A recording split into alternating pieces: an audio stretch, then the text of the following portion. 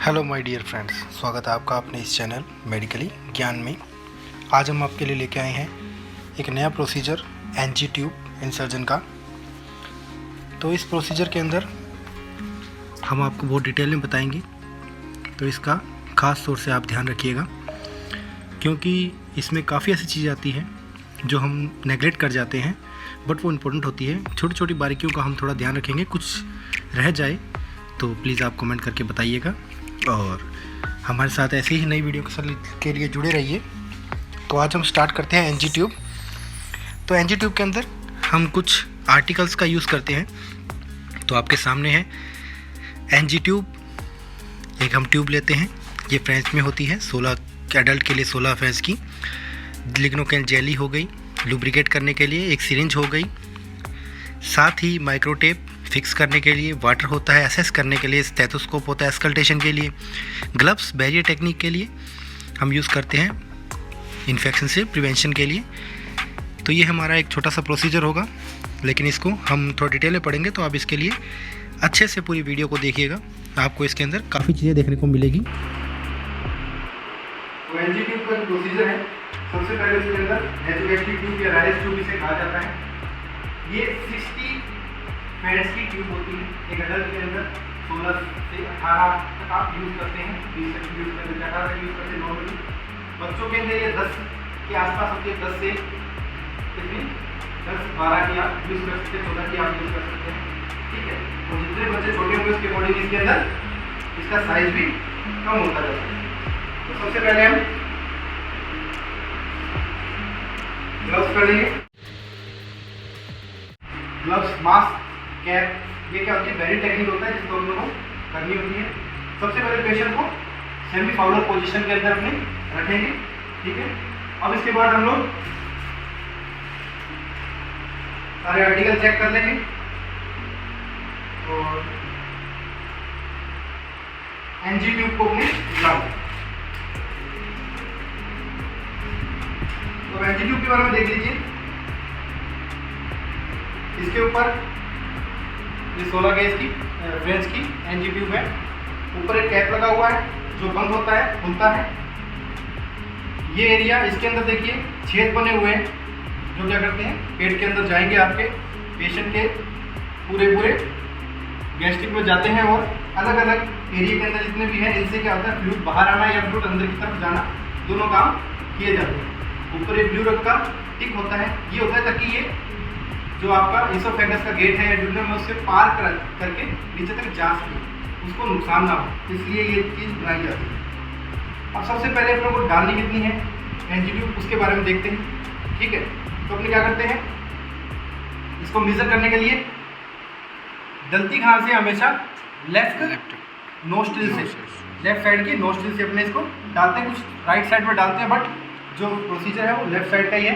तो आप यहाँ से लेकर ईयर तक लेंगे, ईयर के बाद आप लेंगे यहाँ पे जीफॉइड प्रोसेस होती है, वहाँ तक का ये एरिया लेते हैं। अब अपने इस चीज़ को मार्क कर लेंगे, यहाँ पर एक मार्क दिया भी हुआ है 50 सेंटीमीटर का। उस मार्क्स को अपने क्या करना है, इसको इंसर्ट करना है, ठीक है। लेकिन इंसर्ट करने के लिए सबसे पहले ये पोजीशन है पेशेंट की, और पेशेंट को कहते हैं आप लोगों को डालनी कहाँ पे है, गैस्ट्रिक के अंदर डालनी है, पेट के अंदर डालनी है। आपको पता है कि यहाँ पर ट्रैकिया और इसोफेगस दोनों की दो अलग अलग वे होते हैं, ठीक है। और ये भी एक है कि जब भी अपने कुछ खाते हैं तो क्या होता है, आपकी एयर का जो वे होता है ट्रैकिया वाला, वो बंद हो जाता है उसके बाद, और लंग्स के अंदर कुछ भी नहीं जाता है, ठीक है। तो इसलिए क्या करते हैं, अपने पेशेंट को साथ के अंदर कहते हैं कि आपको कुछ, जब हम ये डाल रहे हो, पानी वगैरह की घूंट लेनी होती है, ठीक है। इससे क्या होगा, आपका लंग्स वाला वे बंद हो जाएगा और डायरेक्ट क्या है, ये आपका वे खुल जाएगा और सीधी आपके एब्डोमेन के अंदर ही, स्टमक के अंदर ये जाएगी। तो इस प्रोसीजर करने के लिए सबसे पहले जेली को अपने यूज करते हैं। इस जेली को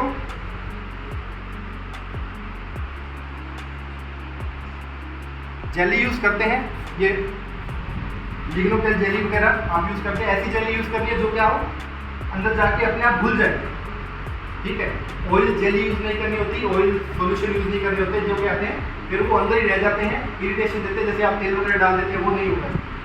ठीक है, आपको जेली वगैरह यूज़ करनी है, लिग्नो केयर अपने यूज़ कर रहे हैं 2% वाली। इससे क्या फ़ायदा होता है, इरिटेशन भी नहीं होती, स्मूथिंग अंदर चली जाती है, पेन वगैरह पेशेंट को ज़्यादा नहीं होता, कुछ देर के लिए वो एरिया क्या करती हैं, सुन कर देती हैं।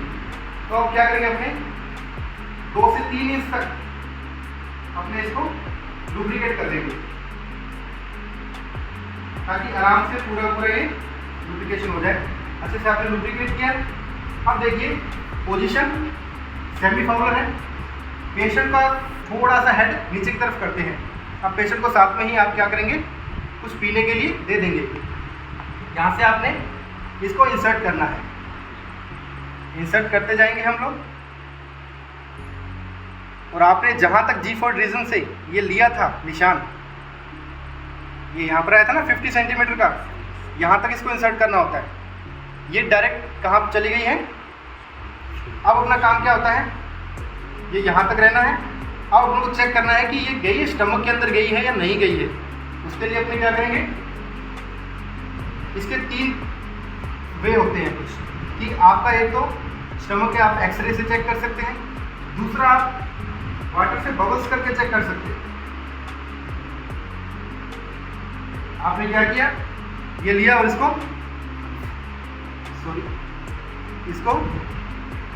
पानी के अंदर डाला। अगर इसके अंदर बबल आते हैं, इसका मतलब क्या है, एयर आ रही है, और एयर कहाँ पे होती है, लंग्स में। अगर ऐसी कंडीशन होती है तो हाथों हाथ आपको बाहर निकाल लेनी है। अगर नहीं आ रही है तो ये हो जाता है कि ये लंग्स में नहीं गई है, आपको 3 सेकंड के अंदर ही बाहर निकालो इसको, 3-4 सेकंड में जल्दी से, अगर आपको एयर दिखती है तो। वरना क्या होगा, बिना इसको चेक किए आप डालेंगे तो लंग्स में जाएगी वो चीज़, और लंग्स के अंदर पानी वगैरह भरना, फ्लूइड आप दे दोगे तो वो लंग्स में चला जाएगा, और चोकिंग की शिकायत हो सकती है, उसको सांस आने में दिक्कत हो सकती है, साइनोसिस हो जाएगा। ठीक है। अब दूसरा क्या है, एक और वे होता है एयर पुश करना। क्या करना, एयर पुश करना। आप पहले इसके अंदर एक सीरीज लेंगे, उसमें एयर करके भर के, अब इसको इसमें फिट कर देंगे। साथ में ही आप स्टेथोस्कोप भी यूज़ करते हैं। स्टेथोस्कोप को आपको कहाँ लगाना है, जहाँ पे आपने इसको डाली है स्टमक के पास। अब इसको आप पुश करेंगे, जैसे ही अंदर जाएगी तो देखिए पेट के अंदर चीज़ें क्या होती है, पानी है, फ्लूइड वगैरह है, पेट के अंदर चीज़ें हैं, तो उससे क्या होगा, उसकी वजह से क्या होगा, उसके अंदर बुलबुले उठते हैं। जैसे आप किसी भी चीज़ के अंदर फूंक मारते हैं, वो पानी के अंदर जो बुलबुले से उठते हैं ना, गुल करते हैं बच्चे, वही वाली चीज़ इसके अंदर आपको सुनाई देगी साउंड। इसका मतलब क्या है, गई है, सही गई है। ठीक है, ये अपने एक्सरे कर दिया। अब इसके बाद इसको बंद कर देते हैं। ठीक है, ये आपने चेक कर दिया इसका। अब अपने फिक्सर या फिर माइक्रो टेप वगैरह, माइक्रो कोर वगैरह आपने यूज़ करते हैं। ये होता है इसको फिक्स करने का, क्योंकि इसके अंदर ना तो कोई बबल वगैरह है, ना कुछ और है। फिक्स तो आपको अपने आप ही करनी पड़ेगी। तो अपने क्या करेंगे, नाक से, ताकि पेशेंट को भी इरिटेशन ना हो, इसको यहाँ आपने फिक्स कर दिया। आंखों को थोड़ा सा ध्यान रखना है आप लोग। अब ये क्या है, बाहर की तरफ नहीं आए। ठीक है, अब ये आपके पास एक प्रोसीजर कंप्लीट हो गया है। लेकिन अपनों को अब क्या करना है, आप अपनों को इसको चेक करने के लिए अपनों ने वाटर भी डाल लिया, अस्कल्टेशन भी कर लिया। ठीक है, एक्सरे वगैरह भी आपको रिक्वायरमेंट है तो आप कर सकते हैं।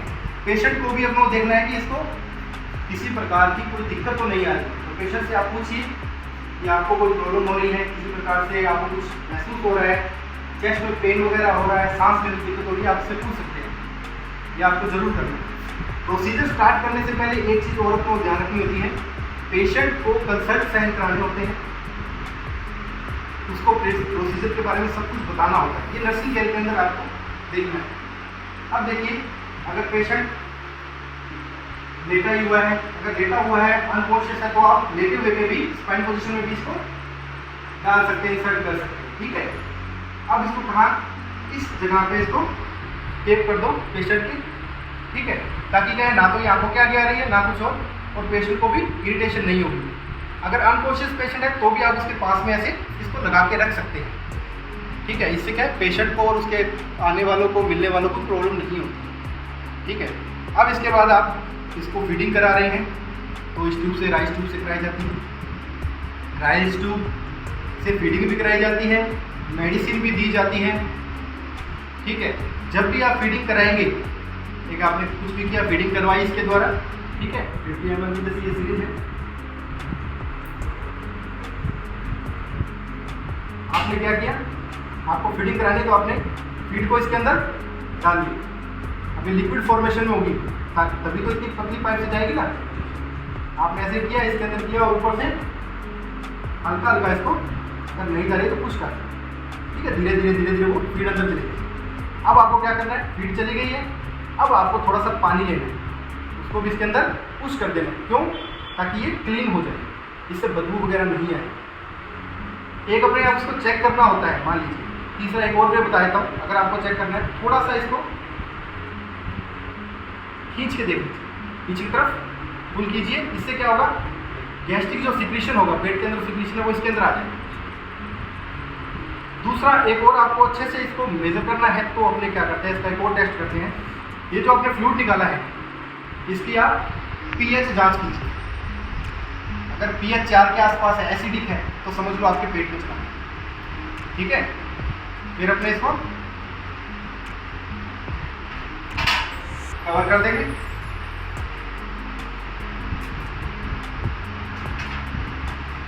साथ में पेशेंट को भी आपको, देखिए ये अनकॉन्शियस पेशेंट होता है, उसके लिए होता है, ठीक है। जो कॉन्शियस पेशेंट है उसको अपने करने की जरूरत नहीं है, वो पेशेंट इसको अपने आप ही संभाल के रख सकता है, पकड़ सकता है। लेकिन वो ऐसा पेशेंट जो क्या करे, मेंटली डिस्टर्ब हो, ठीक है, किसी प्रकार का स्ट्रेस में हो, अनकॉन्शियस हो या सेमी कॉन्शियस हो, जिसको पता नहीं है कुछ भी, वो खींच के निकाल सकता है, तो उसका आप लोग ध्यान रखना, ठीक है। ये अपना एंजीट्यूब का प्रोसीजर होता है। इसके बाद आपको पेशेंट से आपको डिस्चार्ज कर देने हैं, पेशेंट को असेस करना है, उसको थोड़ी देर के लिए उसके वाइटल वगैरह सब कुछ आपको सैचुरेशन वगैरह चेक कर लेनी है, ठीक है। उससे 2-3 बार ये पूछना है कि आप सही हैं, उससे उसकी हेल्थ के बारे में पूछना है, रिकॉर्डिंग करनी है, ये आपका काम। प्रोसीजर कोई भी आप करते हैं, डॉक्टर के अकॉर्डिंग करेंगे, डॉक्टर को या तो असिस्ट करेंगे या फिर उनके कहे हुए अकॉर्डिंग भी आपको प्रोसीजर करने होते हैं, ठीक है। कोई प्रॉब्लम आए, इस दौरान किसी प्रकार की कोई प्रॉब्लम आती है, तो हाथों हाथ आपको डॉक्टर को भी इन्फॉर्म कर देना है, अपने हेड स्टाफ को इन्फॉर्म कर देना है। अगर ये लंग्स वगैरह में जैसे अपने चेक की अगर चली गई है, तो हाथों इसको बाहर निकाल देना है, फिर वापस ये प्रोसीजर कुछ देर बाद आपको फिर से करना है। तो ये अपना एंजीट्यूब का प्रोसीजर था, राइस ट्यूब इसे कहते हैं, ठीक है। इसका काम क्या होता है, किसी सक्शन करने में, अंदर जो मटेरियल है उसको बाहर निकालने में, सक करने में, गैस्ट्रिक लवाज, पेट को साफ करना, कोई पॉइजनिंग वगैरह केस आता है उसके अंदर भी इसको साफ करने में काम किया जाता है। इसके बाद फीडिंग कराने में, कोई पेशेंट है जो मुंह से फीडिंग नहीं कर पा रहा है, उसको भी फीडिंग कराने में ही काम दिया जाता है। अलग अलग साइज़ की आती है, नॉर्मल अपने एडल्ट के अंदर 16 नंबर की राइस ट्यूब का यूज़ करते हैं, 16 फ्रेंच की। जैसे आप केजी, मीटर, सेंटीमीटर नापते हैं, वैसे ही फ्रेंच नापा जाता है, वो इन ट्यूब के अंदर यूज़ किया जाता है। बच्चों की ट्यूब भी आती है, जिससे बहुत पतली होती है, ठीक है। अब वो उसकी एज के अकॉर्डिंग होती है, 10 नंबर है तो एक नॉर्मल एज का बच्चा है उसके लिए, उससे छोटी भी आती है, ठीक है।